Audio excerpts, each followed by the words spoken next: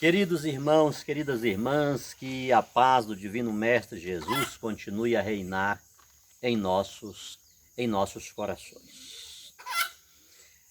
Geralmente, quando eu estudei no seminário da Arquidiocese de Belém do Pará, o primeiro curso de teologia para leigos que aquela diocese, a arquidiocese, ofereceu, eu estava chegando na Igreja Católica, parece-me que foi no ano de 2000, e o Dom Ascona pediu que eu participasse daquele curso. E o padre Cláudio Barradas me deu a carta para que eu pudesse apresentar no seminário para participar daquele curso. E por que eu falei isso? Sim, nós tínhamos um professor de história da igreja, que era o padre Cid, e aquela turma era uma turma grande. Era um curso de teologia aberto para leigos, né? E quando o nosso professor de história da igreja, o padre Cid, começava a dar aula de história, havia alguns grupos de estudantes que levantavam-se e iam embora. Inclusive pessoas que diziam o seguinte: isso é mentira desse padre. Até porque o padre Cid, quando ele dá aula de história, ele é muito frio, muito... certo? E determinados acontecimentos, como ele falava de forma muito seca, né? Aquilo fazia com que muitas pessoas saíssem mesmo, e muitas pessoas abandonaram aquele curso de teologia em função da aula de história. Então, queridos, falar um pouco sobre história da igreja, sobretudo para quem não admite determinados acontecimentos, é um pouco indigesto, é um pouco agressivo, né? E falar de história, desta história que estamos falando, por exemplo, Lutero, o seu sistema revolucionário. Sim, um sistema revolucionário religioso. Para muitas pessoas que nunca estudaram sobre. E aqueles que estudaram, eles fazem de tudo para isto ficar debaixo dos panos. Onde você escuta, onde você ouve um pastor, por exemplo, numa pregação, falar sobre arbitrariedades cometidas no protestantismo. Onde você escuta um líder religioso protestante, pentecostal, neopentecostal, falar das suas chagas, das suas feridas históricas. Mas eles apontam o dedo constantemente para a Igreja Católica. Constantemente eles vão buscar coisas lá atrás e trazem para... Mas são incapazes de bater no peito e dizer por nossa culpa, nossa máxima culpa, pela culpa dos nossos antepassados.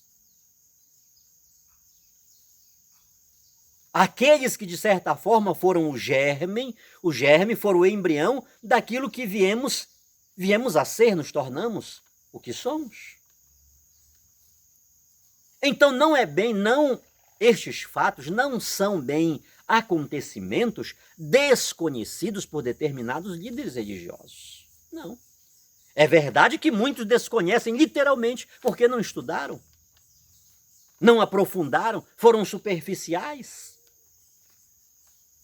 Fizeram uma teologia bíblica já toda fragmentada, já toda articulada e sistematizada em cima daquilo que se quer, a partir da Bíblia, a partir da sola escritura, depois mostrarei para vocês a grande incoerência, por sinal, no vídeo passado eu falei que nada mais incoerente e excludente e incoerente que o protestantismo. Inclusive a máxima da sola escritura, este pilar do protestantismo, um dos pilares do protestantismo, é incoerente, é frágil, não tem consistência. Não resiste à argumentação teológica sóbria, lógica, histórica, que vem desde os primeiros cristãos, desde os pais da igreja. Os irmãos protestantes não gostam de usar a expressão os padres da igreja, os pais da igreja. Pois é. Não resiste à argumentação teológica histórica dos pais da igreja, que eram cristãos católicos.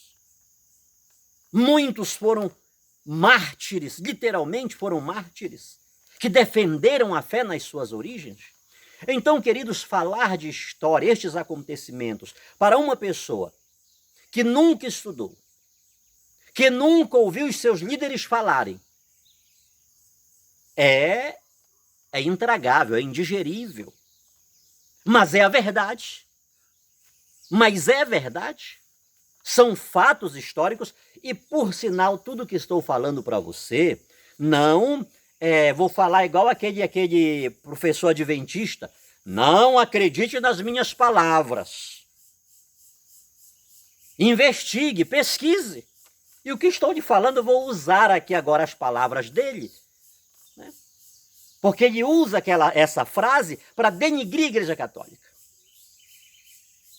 Então, eu estou usando as palavras dele para dizer a você, pesquise, não acredite nas minhas palavras. E veja se os acontecimentos que estou aqui falando, e neste particular, em específico, falando um pouco sobre Lutero, por que entramos neste assunto? Estamos falando da idolatria, Salmo 115, estou mostrando que os santos, eles têm uma preponderância sobre os patriarcas. Os patriarcas, eles estão nas promessas. Os santos apóstolos, eles estão no cumprimento da promessa. Lá no início, Deus diz que da semente da mulher nascerá aquele que esmagará a cabeça da serpente. Maria Santíssima é a mulher por excelência, para a qual, por sinal, Jesus não poucas vezes refere-se como mulher, sem que isto seja um demérito, sem que com isto ele esteja depreciando-a, mas ele está fazendo questão de chamar mulher, evocando aquela mulher que Deus vai dizer lá, registrado no Gênesis, da semente da mulher. Não é de uma mulher qualquer, da semente da mulher nascerá aquele. Então, Jesus é esta semente da mulher,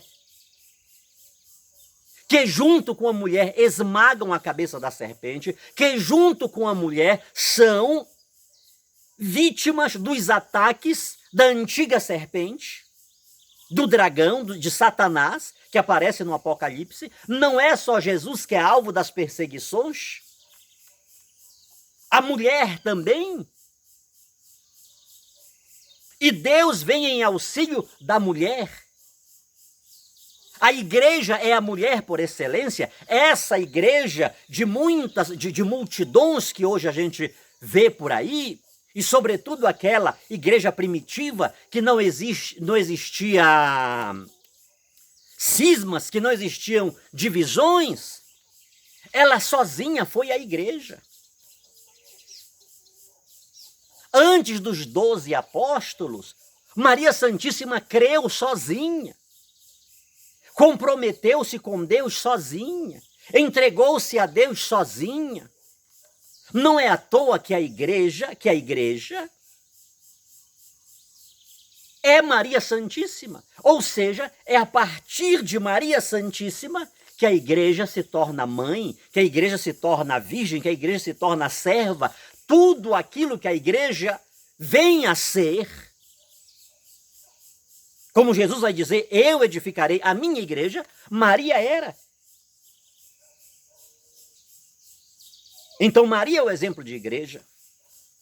Então, queridos irmãos e queridas irmãs, em função de que Jesus é o cumprimento da promessa, da realização da promessa salvífica, os apóstolos, que diferente dos patriarcas, que diferente de Adão e Eva, vou usar aqui uma linguagem bem Deus coloca Adão e Eva num paraíso que tinham de tudo, Deus lhe faz apenas uma observação. Desta árvore aqui, por sinal, eu estou aqui atrás de uma árvore de acerola. Tem bastante aqui, você consegue ver daí, né? Tá bom, só uma aqui, ó. Aí Deus diz assim, ó. Desta árvore, do fruto desta árvore, eu peguei aqui uma acerola. Apenas desta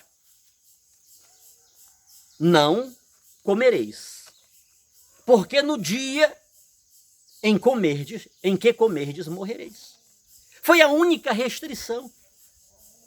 Mas o homem, ele não tinha necessidade de nada, ele estava completo, estava repleto, estava abastecido.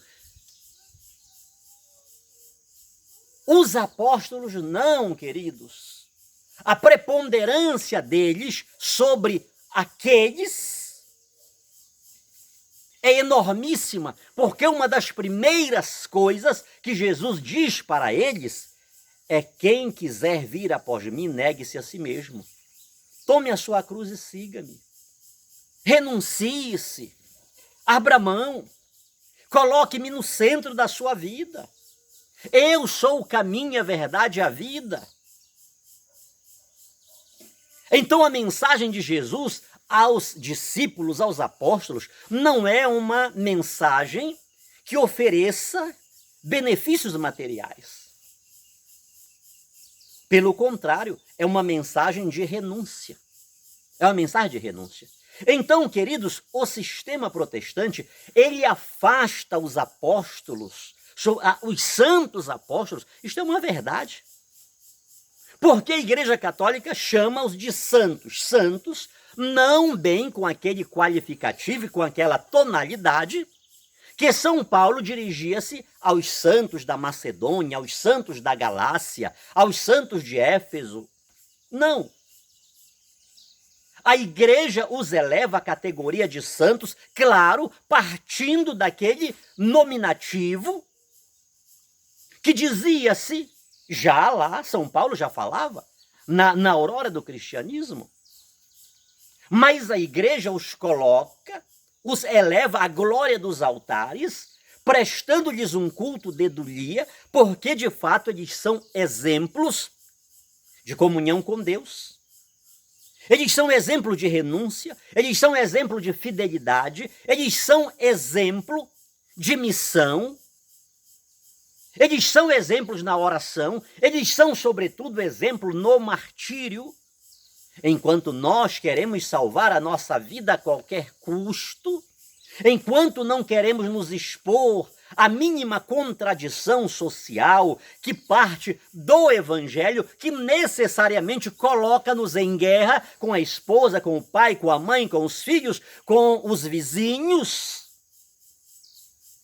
os apóstolos, os santos, aqueles que a igreja elevou à glória dos altares, na categoria de santos, eles foram pessoas que enfrentaram o radicalismo evangélico, o radicalismo cristão. Eles não tinham medo da morte. Assim como no futebol, assim como nas artes, assim como no automobilismo, temos os ícones dessas modalidades, na fé não é diferente. E, por sinal, o Novo Testamento convida-nos a imitar aqueles que nos transmitiram a fé. O Novo Testamento convoca-nos a dar honra a quem honra merece. E se tem alguém que dentro do cristianismo merece honra, é Maria Santíssima.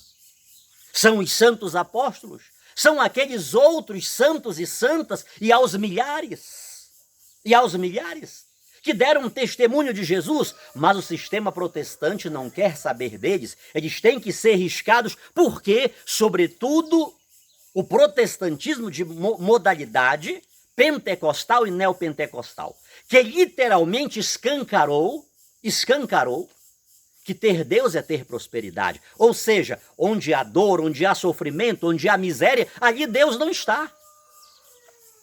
aquilo é um claro testemunho de que Deus não está ali.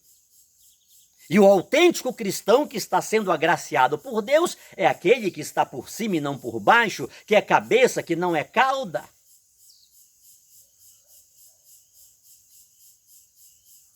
Então, queridos irmãos, por que os santos eles precisam ser excluídos desse sistema e, pelo outro lado, no outro polo, o Antigo Testamento, os patriarcas, eles precisam ser realçados. Por sinal, não poucas vezes, o Antigo Testamento, ele é mais focado, é mais acentuado, é mais pregado, as personalidades do Antigo Testamento são mais evidenciadas de que os do Novo Testamento.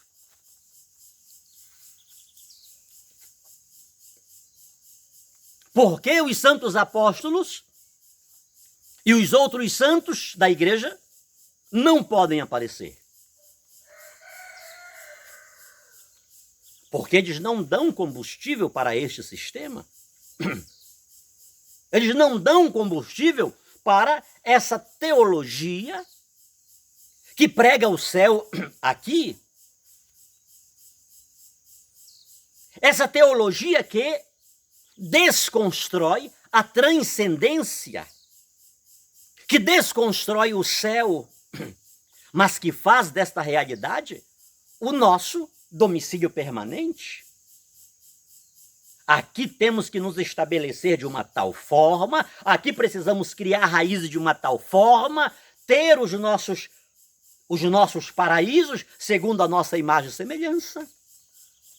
E parece que o céu não existe mais.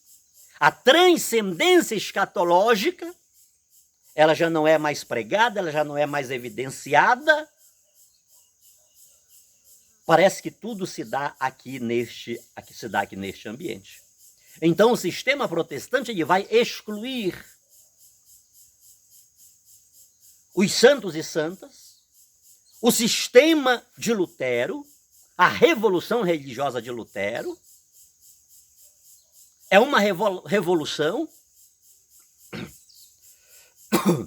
onde não é de bom tom evidenciar 15 séculos de história da igreja. Não é de bom tom evidenciar 15 séculos da história da igreja. Então, estou dizendo isto apenas para você situar um pouco por que estamos falando. Estamos chegando neste ponto, e eu não posso regatear em dizer que entre Lutero e os santos e santas de 15 séculos da história da igreja, é óbvio que eu fico com eles. Até porque o testemunho, aqui tem outro ponto fundamental. Se olharmos para a vida dos santos e santas, que a igreja venera e que pede para que todos nós, neles e nelas, nos espelhemos e fazermos um comparativo com a vida de Lutero, nenhum dos santos e santas pregaram uma sola escritura. Nenhum deles. Mas eles viveram a escritura. Eles viveram os ensinamentos de Deus deixado nas Sagradas Escrituras. Do Antigo e Novo Testamento, eles sabiam fazer uma leitura sóbria, eficaz, autêntica, equilibrada das Sagradas Escrituras, que consta de Antigo e Novo Testamento. Eles não tiraram nada das Escrituras. Este é um outro ponto que Lutero não pode aceitar os santos e santas.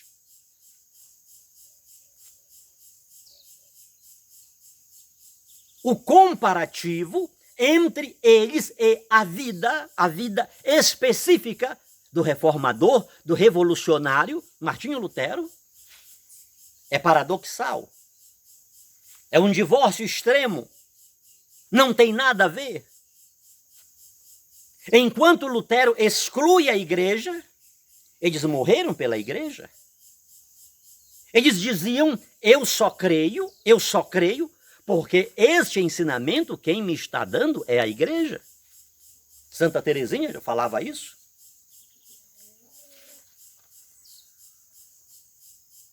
A Bíblia sem a igreja, a Bíblia sem a tradição, a Bíblia sem o magistério, torna-se um livro que cada qual pega e faz dele o que quiser. E não é desta forma que a igreja exerce o primado da verdade. A igreja defende o patrimônio fidei, ela está para defender o patrimônio fidei. Então a igreja não pode permitir as alterações que a reforma protestante fez, estabeleceu, foi o germe de tantas e tantas outras que foram surgindo ao longo dos anos.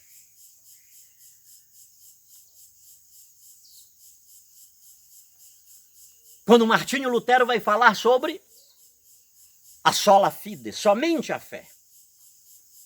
Ó, nós vamos mudar isso aqui, que já está indo para um outro lado, isso aqui, e não foi isto que eu preparei para nós hoje. Tá bom? Simplesmente, eu creio que em síntese, tudo que falei aqui para você entender um pouco por que estamos neste assunto. Você que está chegando no nosso canal, tá? Por sinal, eu gostaria que você desse aí um like, gostaria...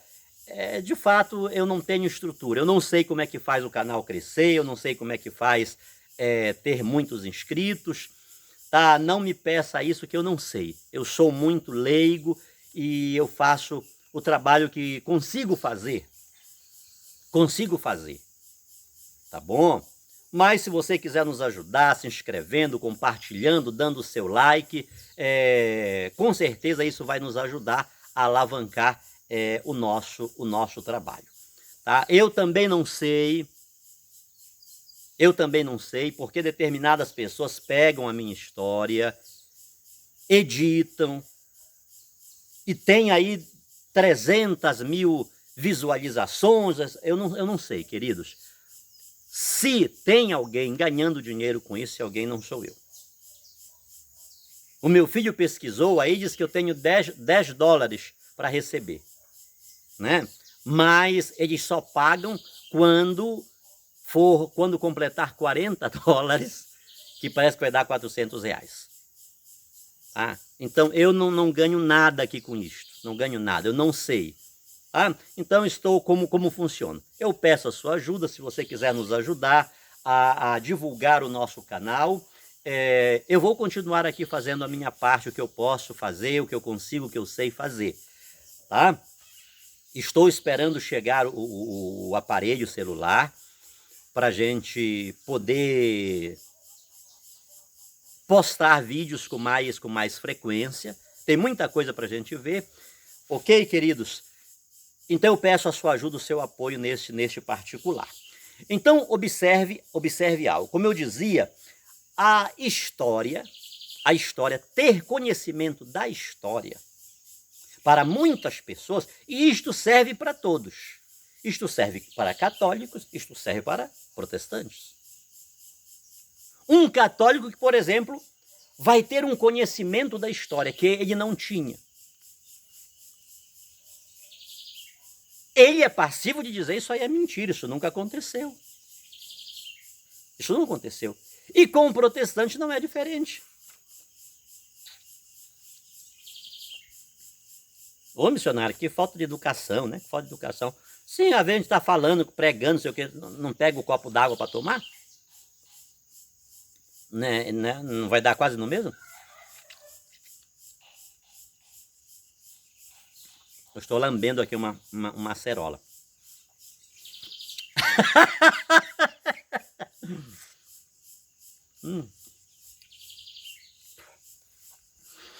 Então, este conhecimento histórico, queridos, ele pode trazer um desconforto. Mas é uma verdade. Por isso, repito-me, pesquise, investigue, e não está hoje muito difícil de você ter este conhecimento. Então, eu vou começar a entrar naquilo que eu planejei para este vídeo. A Revolução Religiosa de Lutero, observe, a revolução religiosa de Lutero, ela foi determinante.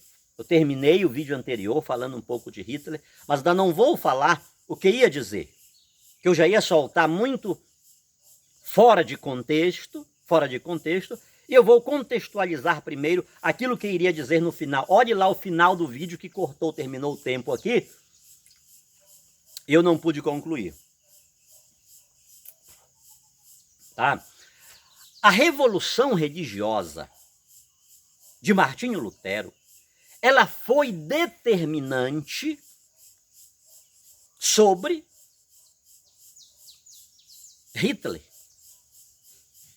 que também considerava-se, isto aqui é sério, queridos, um profeta, um escolhido, um enviado de Deus para aquela missão, para o que ele fez.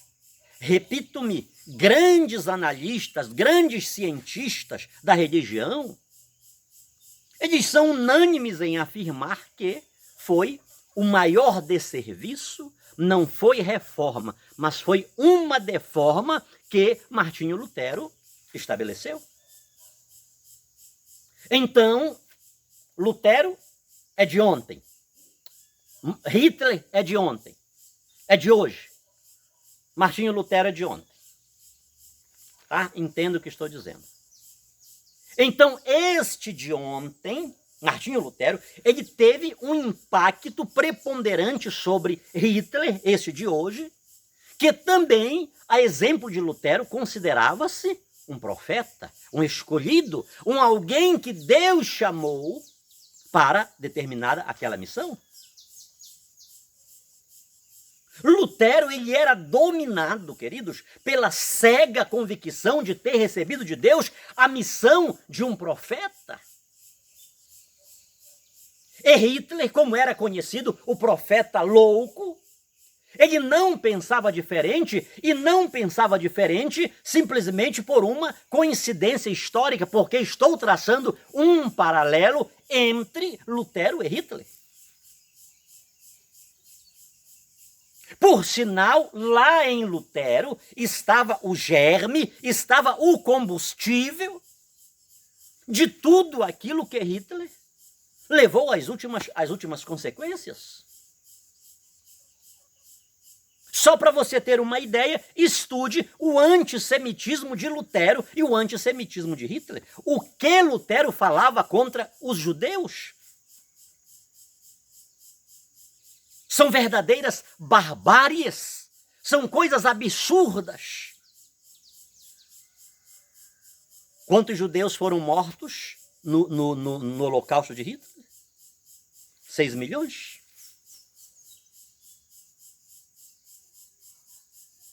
Então, Lutero se acha um escolhido de Deus. Hitler não é diferente. Por sinal, queridos, por sinal, não é simplesmente, repito-me, uma comparação histórica que estou fazendo, não é apenas uma comparação histórica que estou fazendo, mas para você ter uma ideia do grau de familiaridade, de exemplo que Hitler teve, onde ele buscou. O Reich é uma espécie de bispo do governo alemão. Ele foi propositalmente sagrado, bispo do governo alemão, em uma grande cerimônia, onde?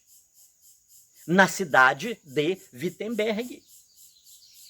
Wittenberg, que é berço do protestantismo mundial.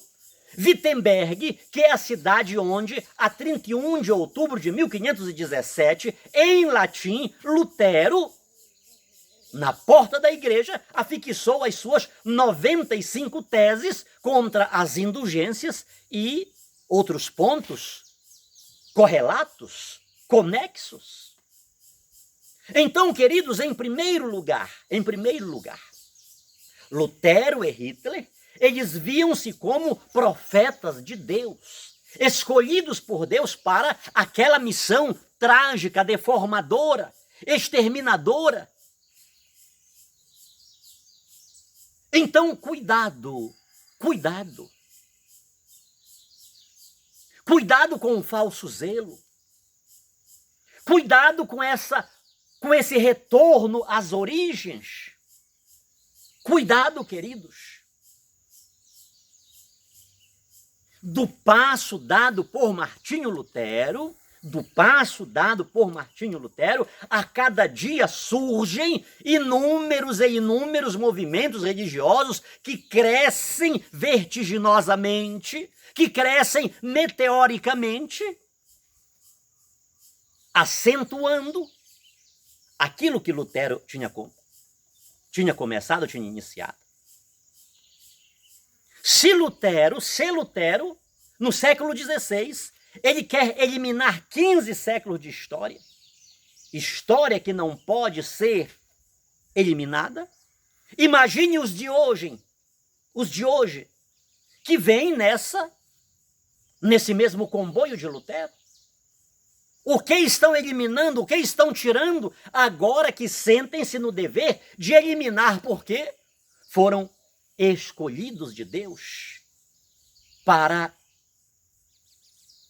autoproclamam-se escolhidos de Deus para fazer algo que com certeza Deus nunca lhes chamou e jamais os chamaria para tal coisa. Eu vou terminar este vídeo aqui, mas vou prosseguir com ele. Eu vou ver se consigo gravar um outro já logo na sequência aqui, para a gente terminar este tema, este vídeo, né? Porque quero voltar com outros temas que com certeza são pontos conexos que vão falar sobre este sistema revolucionário que Lutero iniciou e que ele não terminou, ele continua até hoje.